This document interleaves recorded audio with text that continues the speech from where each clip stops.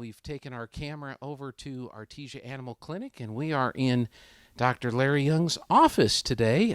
It looks to me, Doctor, like you're either a Texas A&M fan or a John Deere fan, but I bet it's really nice to have your own office here. Yes, it is. I'm both, by the way. Well, that's great. So we've been telling everybody that, pardon your dust, you've been doing some construction, you've been moving into the new building. We're actually in the old building that has been completely remodeled. Are you pretty well done with your remodeling here now? Yes, sir. We sure are. And just it's day-to-day stuff now. So it's good to get done. What's it feel like to have an actual I know you had an office in the other location. It was about half the size of this room, right? Well, it's nice. I have a work desk where I'm near the action because with the new building, it's a lot much more space.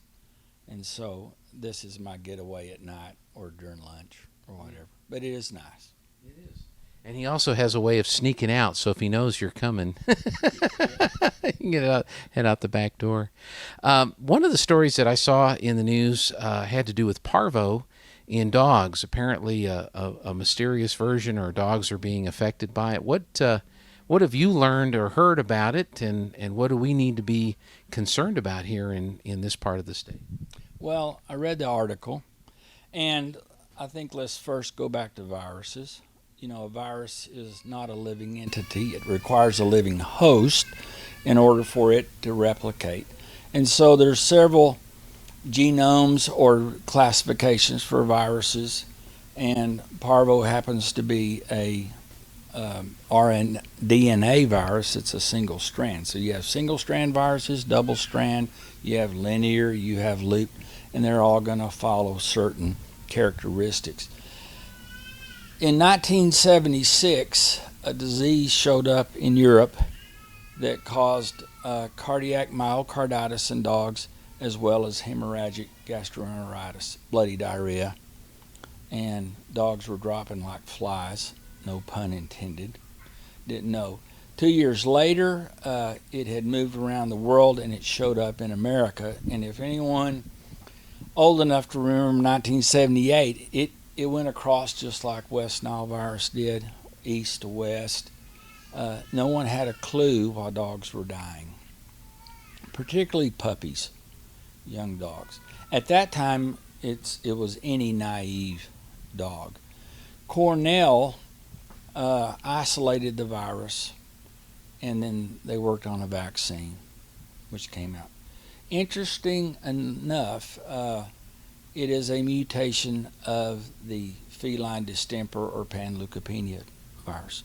So it's one of the very few times in nature that you had a virus mutate and cross species. And so that's why they're worried about highly pathogenic avian influenza, is the what if it mutates and affects humans. We have a bunch of naive people and no one that can fight it off. That would make COVID look like a walk in the park. But twice since then that I'm aware of, we've had to go back and make changes in the vaccine protocol because of a variant of the parvovirus. And so most likely it's definitely going to show up to be parvo, and that will get the researchers working on it. I think 1984 was one time. There's two different types. There's a type 1, type 2.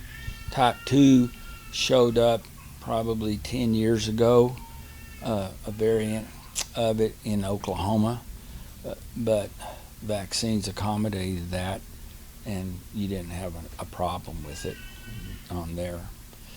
Easiest way still is to vaccinate, and you start a puppy out at 6 weeks of age, and they get a minimum of 3 vaccines 3 weeks apart on that.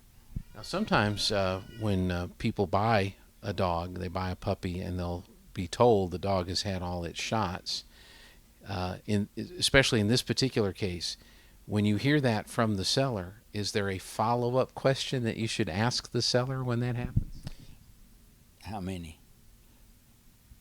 I tell people all the time, do the math. You're looking at a 6 or 7 week old puppy. And if you have to have 3 weeks apart, there's no way.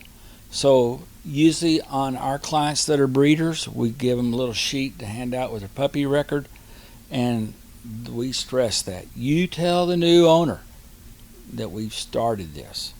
It has to be. Generally is 2 weeks after the third, you have full protection.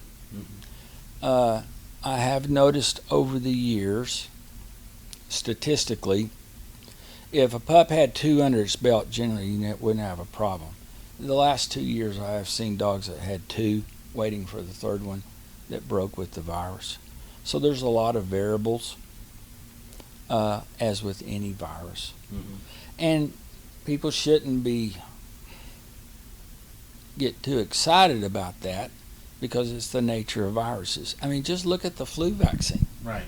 I mean, we're having to update those kind of things all the time on that, because viruses, that's just what they do. Is they have one purpose, and that is to replicate and then to infect other living organisms. And so it's going to do what it has to do to ensure its viability. And you mentioned earlier that the parvo, there was that one rare case where it jumped species.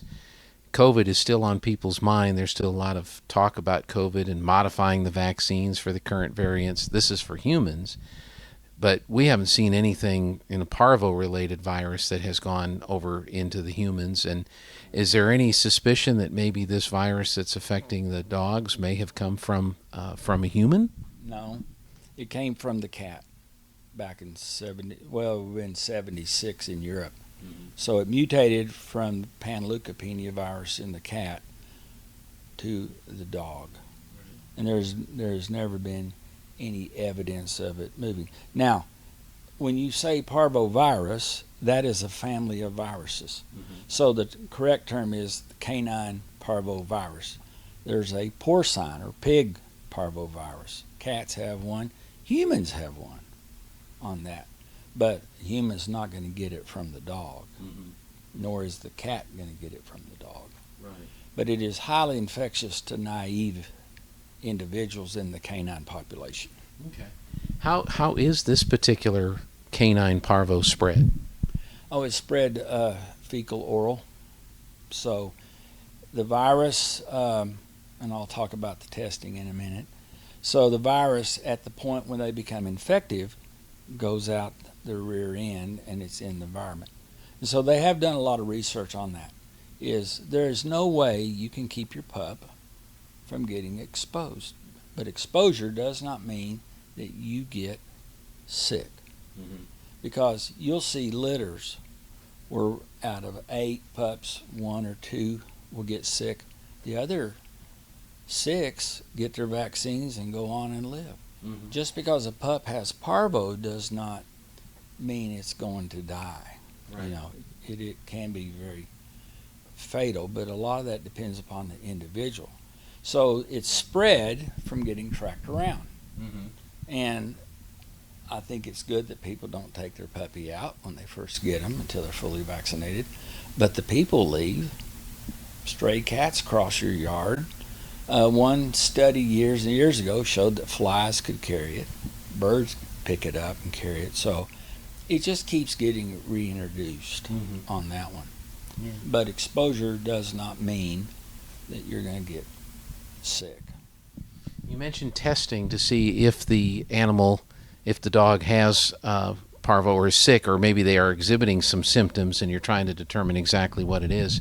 Talk a little bit about the testing procedure. So the test is you swab a fecal swab, and the test tells you that if you get a positive, you know the pup is at the infective stage. So a lot of times if you get a negative, that's good to know, but that doesn't mean the dog doesn't have parvo. So you have to go back and use some common sense and look at the history. Where is the dog in its vaccination status? Are we having a parvo epidemic on that? Yeah. And what are the clinical signs? Parvo is going to look like a lot of other things that relate to gut. If your puppy gets in and eats spoiled chicken and gets bloody diarrhea, guess what? That's how parvo looks. Mm-hmm. Not every parvo has blood in it, but a lot of it depends on. Probably one of the biggest things is that a parvo puppy most generally is going to feel pretty yucky, just like we would with this influenza stomach flu. Yeah. On that, you feel pretty yucky. Sure. Is the only time to give the parvo vaccine is when they are a puppy, or is that something that's administered later in life for a dog? Generally, in this area, until they get old, I would do my dog every year, and I have seen probably 8 or 9 older dogs where people had read on the internet that they didn't have to, and they go out 3 years, and they tested positive, and older dogs don't handle it well at all. Mm-hmm. So, a good example, Eddy County had a horrible, in the 70s, late 70s, Eddy County had a horrible canine distemper problem. And the vet clinics in the county started pushing vaccines. Guess what we don't have a problem with? The one unknown question is why parvo is still 40 years later such a problem. Mm-hmm. That's the one thing you would think. I think I've seen in the last 3 years, I've seen 2 distemper cases out of all the dogs I see. Mm-hmm.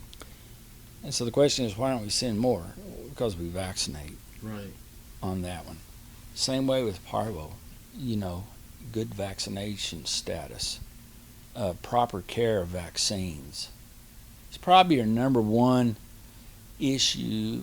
When someone says, well, we gave the vaccines, well, that's good, you gave the vaccines. So you either have one or two things.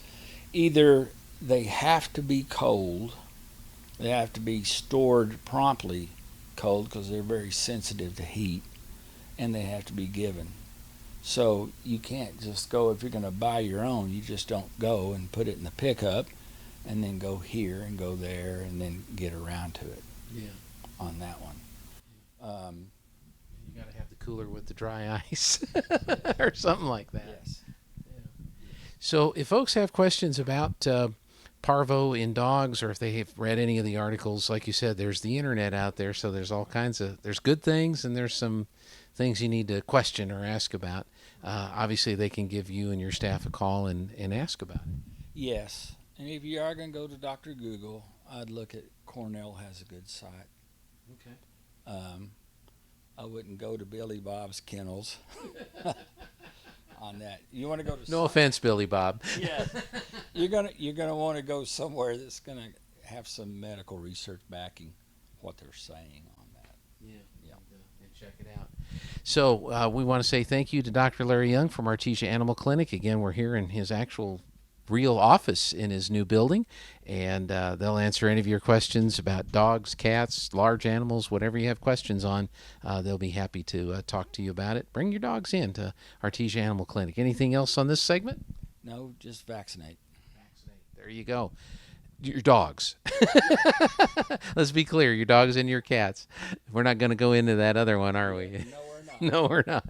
All right. Stay tuned. We'll be back with more here on Good Morning Artesia.